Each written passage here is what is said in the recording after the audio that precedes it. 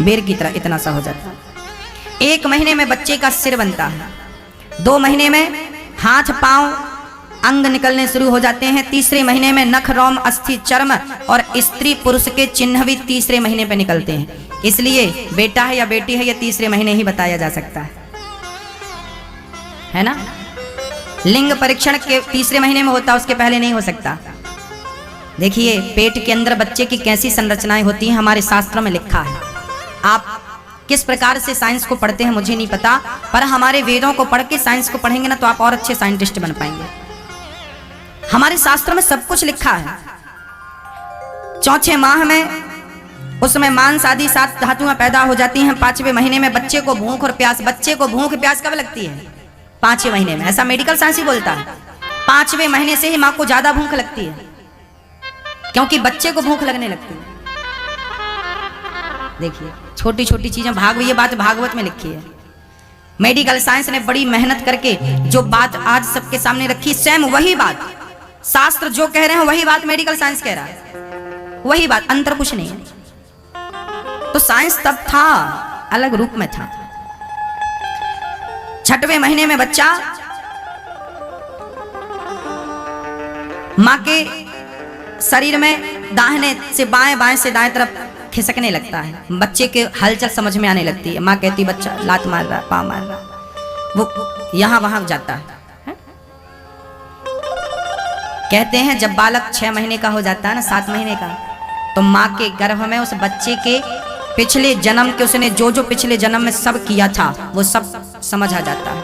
भगवान से बच्चा हाथ जोड़कर कहता भगवान मुझे इस गड्ढे में क्यों। सोचिए उस बच्चे को कितना कष्ट होता होगा, इतनी सी जगह पर वो ऐसे बैठा रहता है, सिकुड़ के, करवट लेने तक की भी जगह नहीं, हिलने डुलने की जगह नहीं है। आप और हम माँ के पेट में 9 महीने तक ऐसे बैठे रहे। भगवान से कहते रहे किस पाप की तू सजा दे रहा है, मुझे देख कहां बिठा रखा, मलमूत्र के गड्ढे में। भगवान ने कहा क्या बताऊं, कई बार मैंने तुझे बाहर किया तो फिर अंदर आ जाता, ऐसा कर्म करता है कि तुझे फिर से नरक में आना पड़ता। अब वो भगवान की स्तुति करता है, प्रभु अब मुझे एक मौका दो, जल्दी से बाहर कर दो, मैं ऐसा कोई कर्म नहीं करूंगा जिसके कारण अब मुझे यहां आना पड़े। भगवान से कहते हैं कि हे प्रभु मैं आपकी भक्ति करूंगा, कभी झूठ नहीं बोलूंगा, कभी गलत मार्ग पर नहीं चलूंगा। हाँ मैया जी हो गया व्हाट्सएप, थोड़ा प्यार से सुन लो, ध्यान से। मोबाइल छिपा के आप चला रही हो पर हमें दिख रहा है।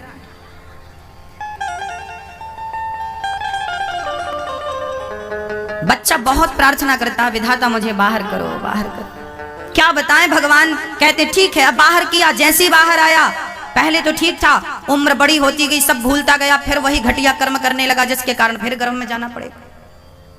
कपिल भगवान ने ज्ञान दिया, माँ संसार के लोगों से प्रेम ना करिए, गोविंद से प्रेम कर लिए। जैसे ही कन्हैया की कथा, भगवान की चर्चा कपिल जी ने सुनाई, माँ इतनी द्रवीभूत हो गई उस कथा को सुनकर कि माँ खुद पानी बनकर बह गई। माँ के शरीर से ही पानी निकलने लगा, वहीं से एक नदी का प्राकट्य हुआ, सिद्धा नाम की नदी बन गई माँ देवहूति। और कपिल देव जी ने उसी नदी में आचमन किया, सीधे गंगा सागर चले गए। बाकी तीर्थ बार बार, गंगा सागर एक बार। कपिल देव जी गंगा सागर गए। मनु जी महाराज की तीसरी बेटी की चर्चा, 2 बेटियों की पूरी भई, तीसरी बेटी की चर्चा थी।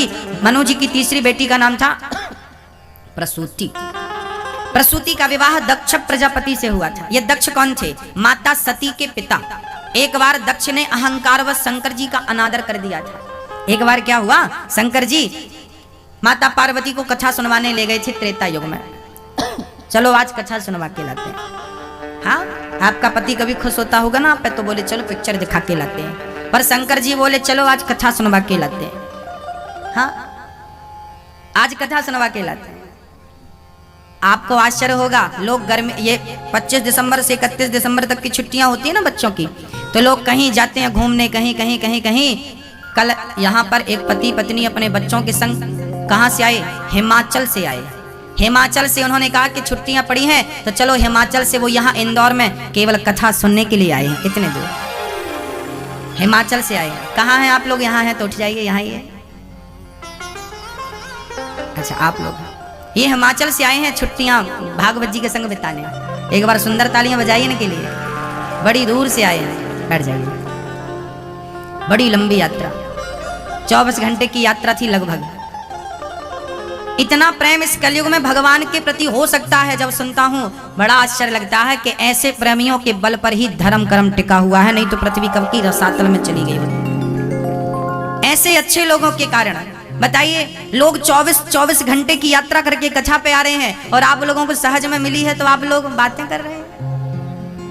सुन लीजिए, प्यार से सुन लीजिए। जिनको कथा टीवी पे तो सुनने को मिल रही है, पर टीवी पे सुनने वाले भी बेचारे मन में भाव रखते हैं कि कभी कभी प्रत्यक्ष भी सुनने को मिले। आप तो सौभाग्य वाले हैं, सौभाग्यशाली हैं कि आपको प्रत्यक्ष कथा का रसपान करने का अवसर मिल रहा है। प्रिय भक्तों, एक बार शंकर जी माता सती को लेके कथा सुनवाने गए। अगस्त जी ने पूरी कथा सुनाई, माता सती को कथा बिल्कुल समझ में नहीं आई। राम जी को प्रणाम किया शंकर जी ने, जय हो, जय जय जय सच्चिदानंद जगदीशा। उस समय राम जी सीता को खोज रहे थे। कैसे खोज रहे थे? राम जी भी ना बहुत बढ़िया अभिनेता है, एक नंबर के अभिनय करने वाले। राम जी ने भी ऐसा अभिनय किया कि सबको सही लगने लगा। राम ने जब रोना शुरू किया, कैसे रोए राम जी कि हे खग मृग हे मधुकर श्रेणी, तुम देखी सीता मृग नैनी। हे खग, हे मृग, हे, क्या तुमने मेरी सीता देखी? राम जी सबसे पूछ रहे हैं, क्या सीता देखी भैया? पशु पक्षियों से। शंकर जी ने प्रणाम किया, जय हो राम जी की जय हो। सती बोली, किसे प्रणाम कर रहे हो? शंकर जी बोली, ये वही राम है जिनकी अभी अभी आपने कथा सुनी। सती बोली, यदि ये भगवान हैं तो इन्हें अपनी पत्नी का पता क्यों नहीं है? क्योंकि भगवान तो सब जानता है। यदि ये भगवान होता तो इन्हें अपने पत्नी का पता होता कि रावण चुरा के ले गए, रोता क्यों है? सती को संदेह हो गया कि ये भगवान नहीं है, शंकर जी को गलतफहमी हो रही है। शंकर जी ने कहा, देवी उन्हें सब पता है, पर वो अभिनय कर रहे हैं, लीला करनी है ना। अभी जाके रावण को मार दें तो क्या मर्यादा रह जाएंगी? मर्यादा पुरुषोत्तम बनना है ना उन्हें, तो हर चीज मर्यादित करनी है, सामान्य जिंदगी जीनी है। माता सती नहीं मानी। शंकर जी के लाख समझाने पर सती जी गई परीक्षा लेने। मैं परीक्षा लेकर देखती हूँ ये भगवान है कि नहीं। और सती जी परीक्षा लेने। कभी कभी ना आपको भी भगवान पर संदेह होता, ये कैसा भगवान, ये कैसा भगवान? अरे भाई, वो भगवान है अणुर अणियान महतो महियान। वो छोटे से छोटा अणु से भी अणु परमाणु है और बड़े से भी बड़ा विशाल काय है। आज सती सीता बनकर गई, राम जी के सामने खड़ी हो गई, लो प्रभु में आ गई। राम जी ने कहा, माता जी जंगल में अकेली घूम रही हो, शंकर जी कहाँ है? अब सती समझ गई, राम राम, इन्होंने तो पहचान लिया। प्रभु आपने कैसे पहचाना? राम जी ने कहा कि प्लास्टिक सर्जरी करा के अपना स्वरूप बदला जा सकता है, पर स्वभाव नहीं बदला जा सकता। मेरी सीता का स्वभाव ऐसा है जो सदा राम के पीछे खड़ी होती है। आप आगे खड़ी हैं, आगे तो मेरी माँ ही खड़ी हो सकती है। आप मेरी माँ हैं। शंकर जी कहाँ हैं बस ये बताओ। अब सती समझ गई कि जिन्हें हम साधारण समझ रहे थे वो तो असाधारण है, वो तो भगवान है। सती गई, माता सती गई, शंकर जी से कहा चलो प्रभु चलते हैं। शंकर जी ने कहा, हो गई परीक्षा? सती ने असत्य कह दिया, कछु ना परीक्षा लीन है गोसाई। हे प्रभु हमने कोई परीक्षा नहीं ली। सती ने असत्य कह दिया। मैया जी कई बार ना एक झूठ को छिपाने के लिए दो और बोलने पड़ते हैं, हाँ या ना? एक झूठ को छिपाने के लिए दो और बोलने पड़ते हैं, इसलिए दो और ना बोलने पड़े, इसलिए एक ही बार में सच बोल दो ना। जान जाएगी या बचेगी सो देखा जाएगा आगे। क्यों हम झूठ पे झूठ पे झूठ बोले? माता सती ने सच बोल दिया होता तो उनकी गृहस्थी शायद बच जाती, पर माता सती ने, याद रखना, जो स्त्री अपने पति से झूठ बोलने लगे, आपके झूठ बोलते ही आपके रिश्ते कमजोर हो जाते हैं। देर सवेर वो असत्य पकड़ा जाता है। अच्छा याद रखना, झूठ की ज्यादा उम्र नहीं होती, झूठ जल्दी एक्सपायर हो जाता है, हाँ या ना? जबकि सच की कोई एक्सपायरी डेट होती ही नहीं। झूठ जल्दी मरता है जबकि सच मरता ही नहीं। तो आज जो आपने झूठ बोला है वो एक दिन मर जाएगा, और जिस दिन मरेगा तो पकड़ा जाएगा। इसलिए झूठ के रिश्ते ना बनाए जाएं, झूठ की नींव ना रखी जाए, सच की। आजकल बहुत सारे रिश्ते ना झूठ की नींव पे चल रहे हैं। थोड़ी सी आंधी आए तो बिखर जाए ना, गलत है। सत्य माता सती ने झूठ बोल दिया। शंकर जी बोले ठीक है, त्याग दिया मन से सती, आपने मेरे स्वामी का रूप बनाया, राम को मैं पिता, सीता को मैं माँ मानता हूँ, आज आपने मेरी माँ का रूप बना लिया, आज से इस शरीर से आपसे कोई भेंट नहीं होगी। शंकर जी ने सती का त्याग कर दिया।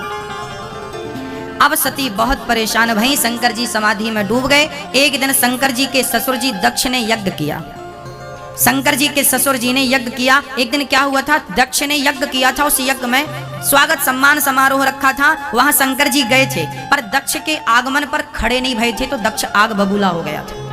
मैं आया तुम खड़े नहीं भये, ऐसे सभासद उठा के फेंक दो, इसे उठने का ज्ञान नहीं, बैठने का। भरी सभा में दक्ष ने भगवान शिव का अनादर किया, पर धन्य थे भगवान शंकर के अपमान का कड़वा घूंट पीते गए, पीते गए। अच्छा मैया जी, यहाँ पे एक बात मैं आपको हमेशा कहता हूँ, फिर निवेदन करूंगा।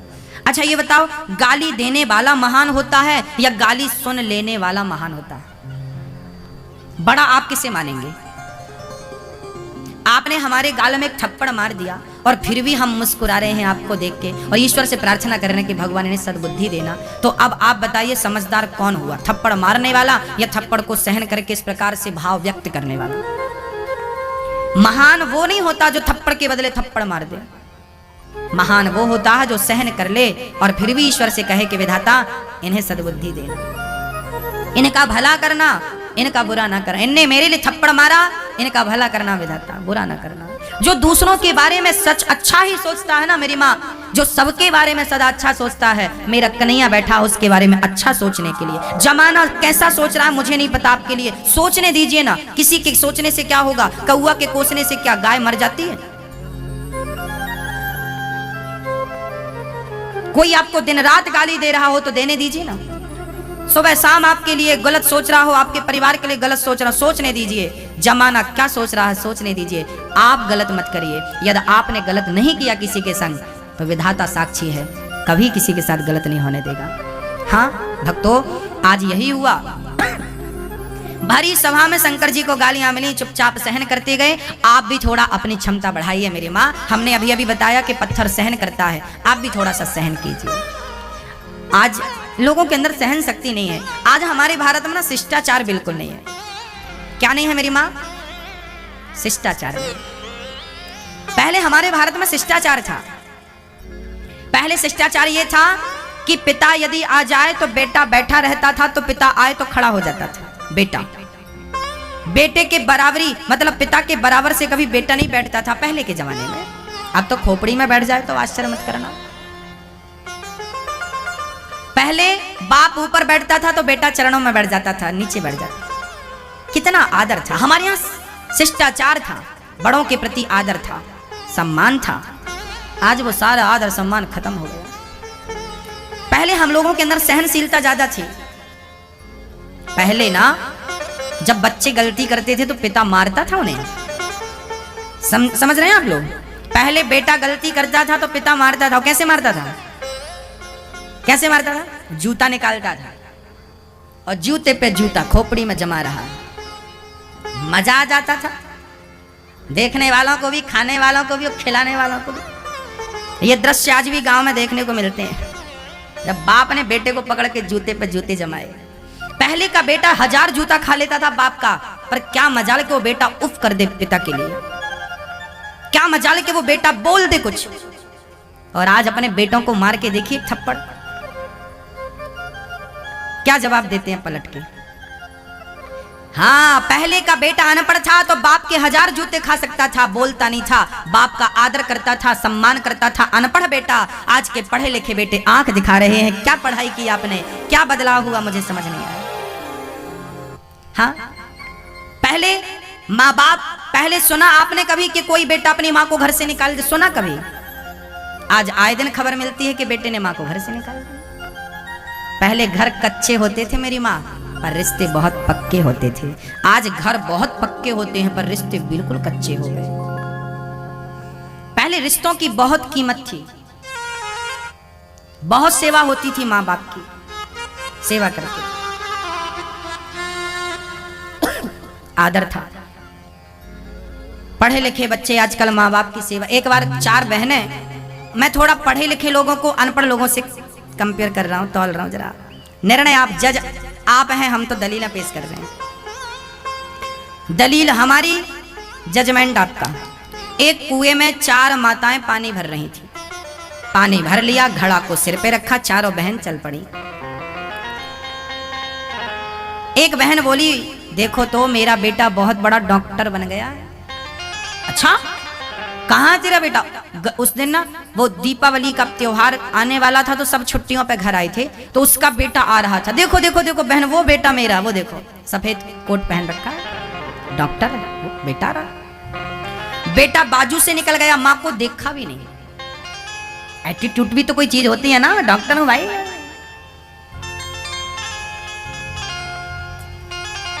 दूसरी ने कहा, बहन मेरा बेटा बहुत बड़ा वकील है।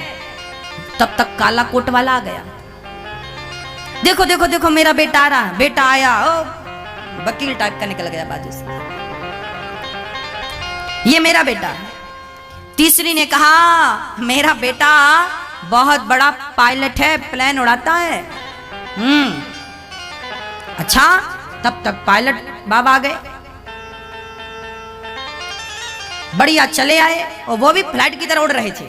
वो जमीन पांव कहाँ रहेंगे, उनके तो आदत उड़ने की हो गई थी, उड़ते उड़ते निकल गए। ये मेरा बेटा, ये उड़ रहा है। तीनों ने मिलकर चौथी से कहा, बहन तुम्हारा बेटा कहाँ है? चौथी ने कहा, मेरा बेटा भी खेत गया है, पढ़ा लिखा नहीं है ज्यादा, 5वीं तक पढ़ा, उसके बाद पढ़ा नहीं। पिता समाप्त हो गए तो बेटे ने घर की जिम्मेदारी उठा ली, खेती करता है। तभी बेटा आया, जिसके पांव पे मिट्टी लगी थी, हाथ में भी कुछ मिट्टी थी, लग रहा था खेत से काम करके आया है। तभी बेटे ने कहा, माँ आपने घड़ा क्यों सिर पे रखा है? अरे आपको पानी की जरूरत थी तो हमसे कहना था ना, हम भर के लाते आपके लिए। माँ के सिर का घड़ा उठाया, अपने सिर पे रख के आगे आगे चल पड़ा। चौथी ने कहा, ये मेरा बेटा है। आपके हिसाब से कौन सा बेटा अच्छा है? जो बहुत नाम कमा ले, बहुत पैसा कमा के माँ बाप को भूल जाए, वो बेटा अच्छा है? या जो माँ बाप की सेवा, माँ बाप के काम को, माँ बाप की जिम्मेदारी को अपने कंधों पर रख के आगे बढ़े, वो बेटा उत्तम? भक्तों, बहुत ज्यादा धन किस काम का, यदि आपकी माँ के काम ना आ सका। एक सत्य घटना अखबार में छपी थी, मैंने आपको कई बार बताई, फिर दोहरा देता हूँ। दिल्ली की घटना है। एक बूढ़ी माँ अपने घर पे मर गई। हाँ, बेटे को कई बार फोन लगाया।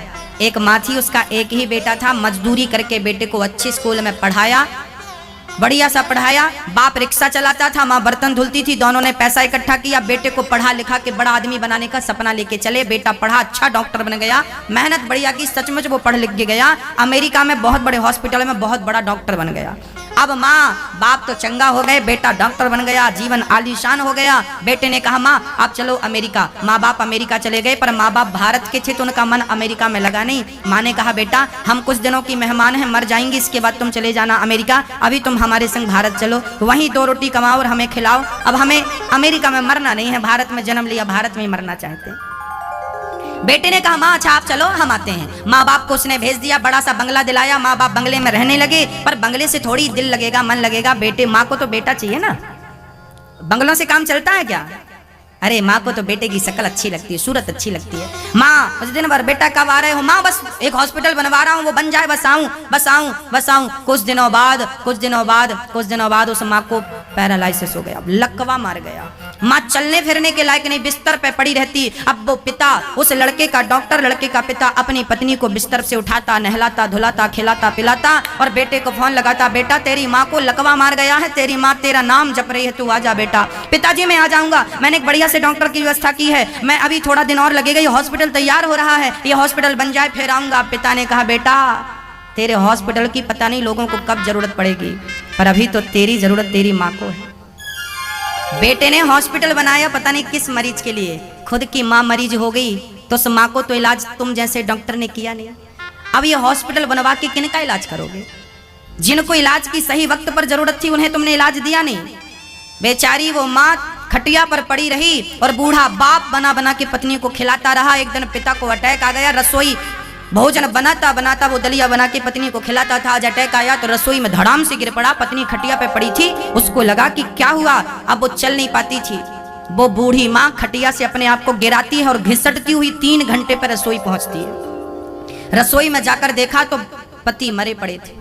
तुरंत वो घिसटती घिसटती वहां गई जहां टेलीफोन रखा था। टेलीफोन के पास गई और उसने नंबर डायल किया।